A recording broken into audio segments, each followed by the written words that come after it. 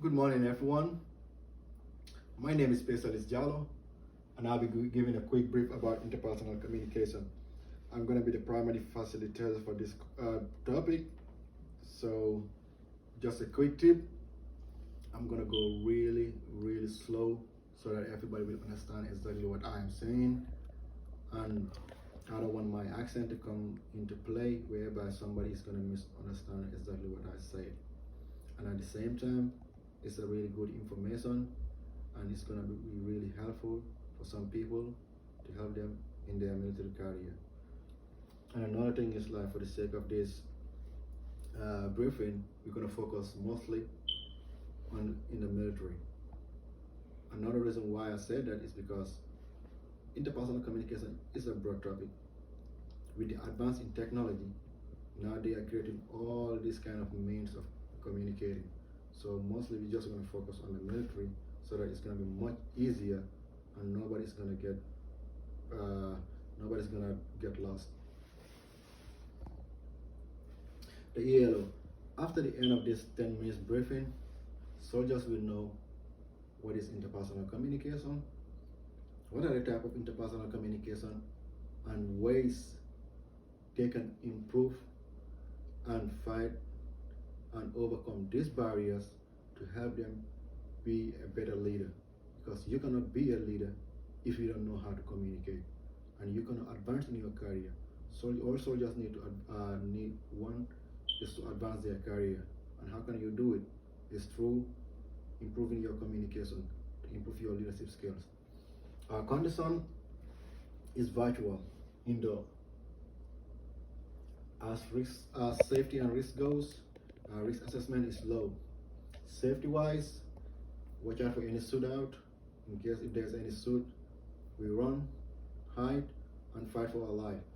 In case of a fire, we run away from the fire. Stay hydrated and wait for any tripping hazard. Yes. What is interpersonal communication?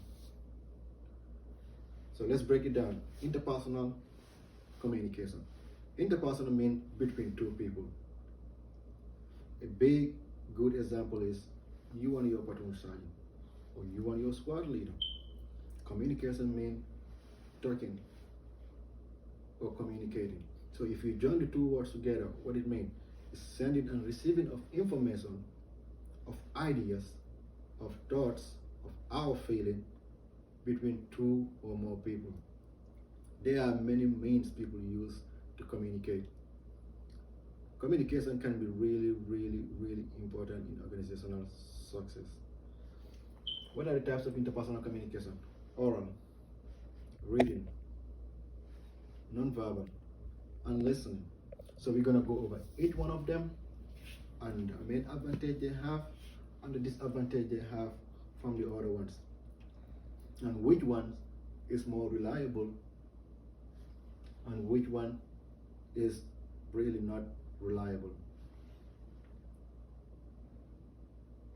First of all, we're going to start with oral communication. What is oral communication?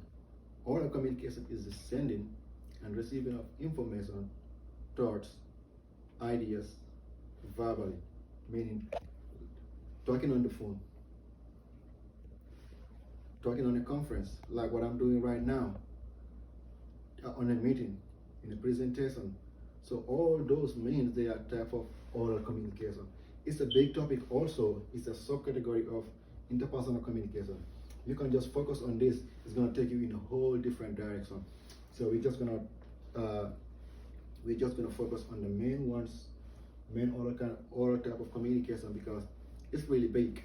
What are the main advantage it have and the disadvantage it have? First of all, you can receive feedback spontaneous. You can it's a one-on-one interaction. It's really cheap. The main reason why I say, let's take a good example. You and your soldiers, you are talking, you are asking them questions, they are replying like straight away. That's, it's really easy. And the main disadvantage it has is, to some people, it can be a big advantage. Like, let's say if somebody is not really confident in talking because they cannot really communicate with people, it can be like a big barrier. Let's say personal. If somebody is mad, how can they express their feeling? It's really hard. Environmental, noises, sound in the battlefield. If there's a lot of noise, you're gonna hear each other because of what is gonna be like a barrier. Cultural, the military is the perfect example. We have all soldiers from different part of the world. They all come one. So we all have different backgrounds.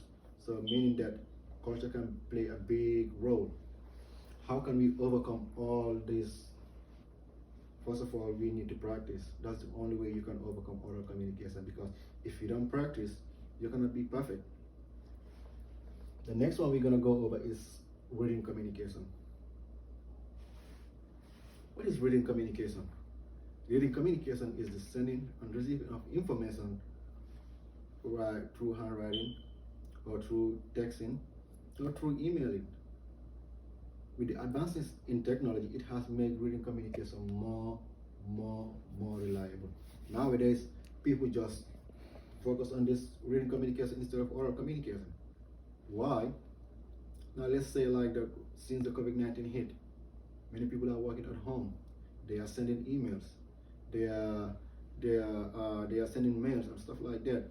What are the advantages it has from the other ones? Written communication is more authentic. If somebody sends you an email or if somebody sends you a text, they cannot deny that they send you a text because you can prove it. Like oral communication, somebody can say something and they can deny it. No, I didn't say it. But written communication, you cannot deny it. That's why everything that has to do with all agreement and stuff like that, we use written communication because it's a really binding document and stuff like that. Another, the main disadvantage it has is that it's really slow. Why I say slow? I have to type this. I have to type the letter, or I have to type the text and send it to the receiver. How long is it going to take for the receiver to receive it? It can take minutes. It can take hours. It can take even days, depending on on other factors too. So if the receiver didn't receive it, then there's no communication. So that's why I say it's really slow. Another thing is it can cost money. Nowadays with the advancing technology, everything is online, and nowadays you have to pay for it sometimes. And what are the types of written communication we use in the military? Now let's say if the first sergeant want to communicate to his or her soldiers, how is he or she gonna do it? They're gonna do it through sending memos, sending emails, sending texts. So all this means they are written communication.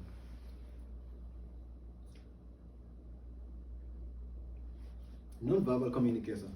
This is non-formal. But nowadays people still use it, because the main reason why I say it is because you are sending information willingly or unwillingly. Now let's look at this picture as an example. Somebody can look at it and say, oh, they are doing this. The other one can look at it and say, no, they are doing that. So it's not something that's really reliable, but yet still people still use it to communicate. So we have to take it as a type of communication. Another thing is listening. What we mean by listening, we listen through our eyes and ears. We give that person our whole body, our whole attention. So what are the advantages they have over the other one? The only advantage I can say is it's much easier, it's cheaper. So the main disadvantage it has is that it's not reliable. A perfect example is if I'm hungry and I touch my stomach, somebody can say, oh, maybe he's touching his stomach because something is itching him. Or he's touching his stomach because he's hungry. Or he's touching his stomach because it hurts. So depending on how I do it, some people can read it in a different way.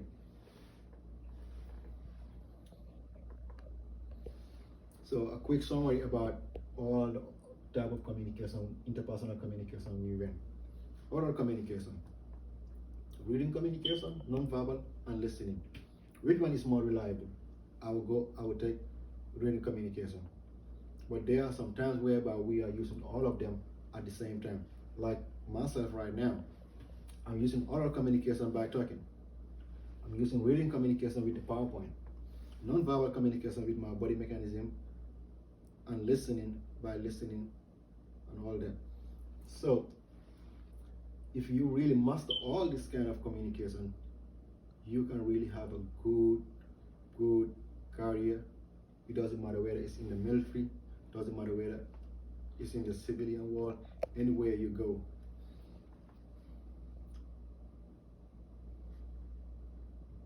That's just a quick reference about everything I went over, where I got all my information from.